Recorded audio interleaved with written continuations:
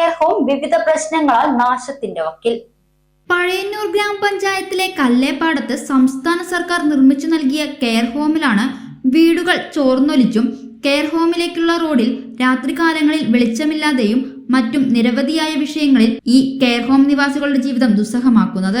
2018 പ്രളയത്തിൽ വീട് നഷ്ടപ്പെട്ട ഭൂഭവന രഹിതർക്കാണ് സംസ്ഥാന സർക്കാരിന്റെ നേതൃത്വത്തിൽ വീടുകൾ നിർമ്മിച്ചു നൽകിയത്.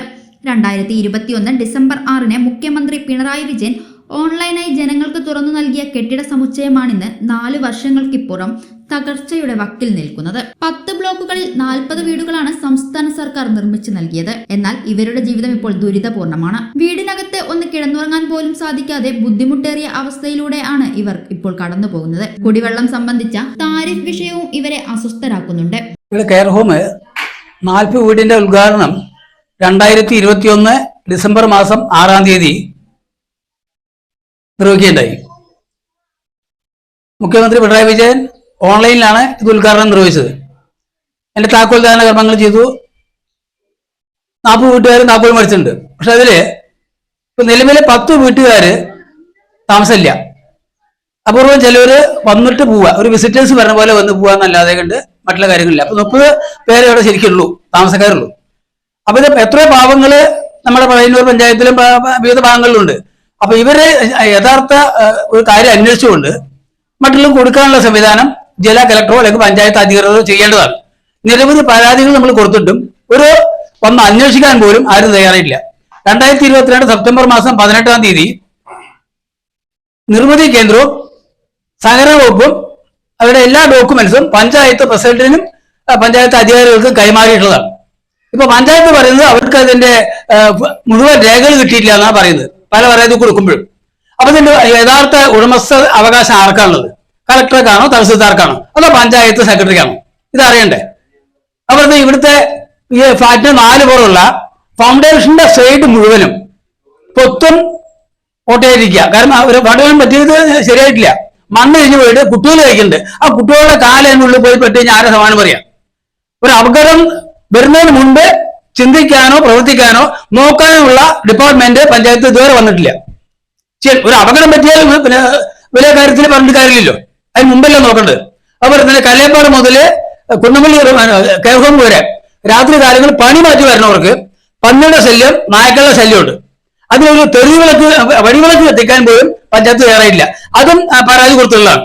അവർ ഇവരെ കോമായിട്ടുള്ള ലൈറ്റാണ് കൊടുത്തിരിക്കുന്നത്, വെള്ളം അടിക്കുന്നത്. അപ്പൊ അതിന്റെ താരിഫ് മാറ്റണം.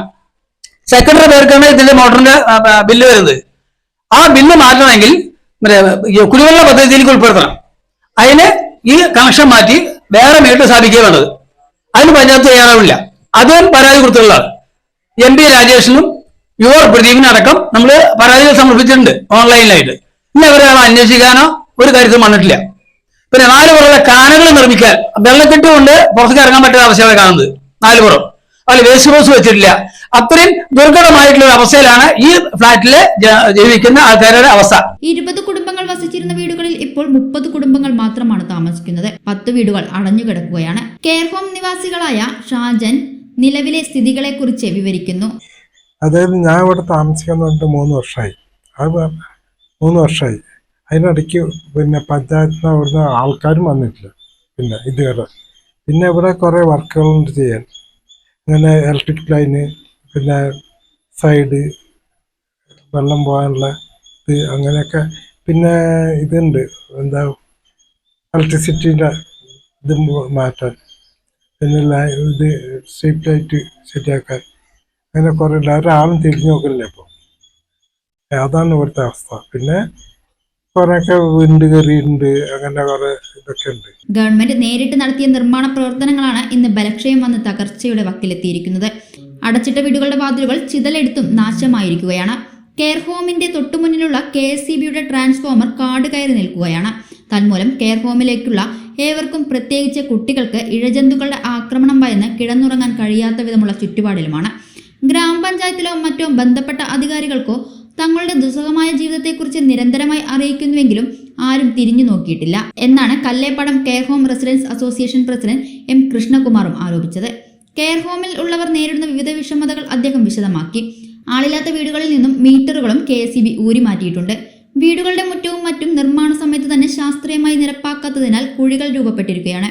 ഇതും ഇവിടെയുള്ളവർക്ക് സുരക്ഷാ ഭീഷണിയായി നിലനിൽക്കുന്നതായി ഏവരും പറഞ്ഞു. കെയർ ഹോമിലെ തന്നെ ഉണ്ണികൃഷ്ണനും കൂടാതെ ഇവിടെയുള്ള മറ്റു വനിതകളും ദുരിത ജീവിതത്തെക്കുറിച്ച് സംസാരിച്ചു. ജീവിത പ്രാരാബ്ദങ്ങൾ മൂലം കടുത്ത പ്രതിസന്ധിയിലായ ഹോം കെയറിലെ നിവാസികൾക്ക് ഇനിയെങ്കിലും നീതി ഉറപ്പാക്കി ആവശ്യമായ അടിയന്തര സഹായങ്ങൾ ഉറപ്പാക്കണമെന്നാണ് ഭരണകർത്താക്കളോട് ഇവർക്കുള്ള അഭ്യർത്ഥന.